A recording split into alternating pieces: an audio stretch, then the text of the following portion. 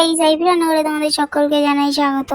তো আজকে আমি তোমাদের দেখাবো কিভাবে সিম্পলভাবে আলুর চপ তৈরি করবে। তো চলো শুরু করা যাক। তো প্রথমেই আমি কিছুটা বেসন নিয়ে নিয়েছি, নেওয়ার পরে এতে লবণ দিয়ে দিয়েছি, হলুদ দিয়ে দিয়েছি, লঙ্কার গুঁড়ো দিয়ে দিয়েছি এবং ধনিয়া গুঁড়ো দিয়ে দিয়েছি।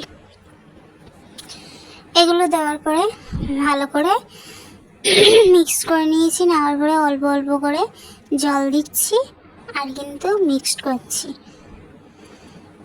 দেখো মিশ্রণটা কীরকমভাবে মানে মিক্সড করতে হবে, কতটা পরিমাণে সেটা ভালোভাবে দেখে নিন।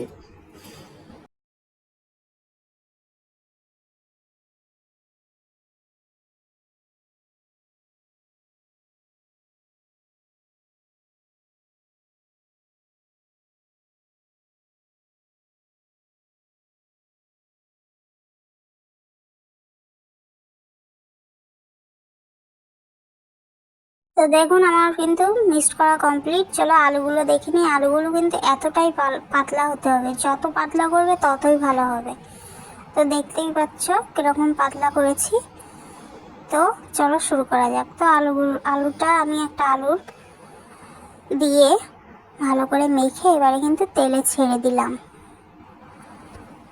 দেখতেই পাচ্ছ হচ্ছে কিন্তু কত সুন্দর হচ্ছে। এটাতে অত বোঝা যাচ্ছে না ফুলছে, কিন্তু এটাতে অত বোঝা যাচ্ছে না, অসাধারণ কিন্তু ফুলেছে। তো তোমাদের কেমন লাগলো অবশ্যই কমেন্টে জানাবে, আর ভালো লাগলে লাইক করবে, কমেন্ট করবে, শেয়ার করবে, সাবস্ক্রাইব করবে।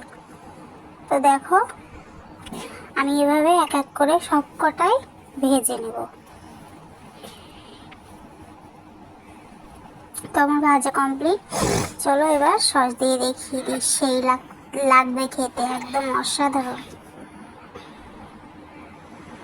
হেব্বি সুন্দর হয়েছে।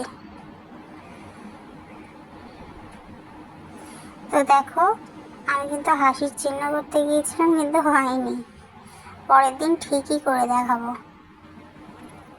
তো চলো টাটা বাই বাই। ভালো লাগলে লাইক করো, কমেন্ট করো, শেয়ার করো, সাবস্ক্রাইব করো। পরের ভিডিওতে দেখাবে। টাটা।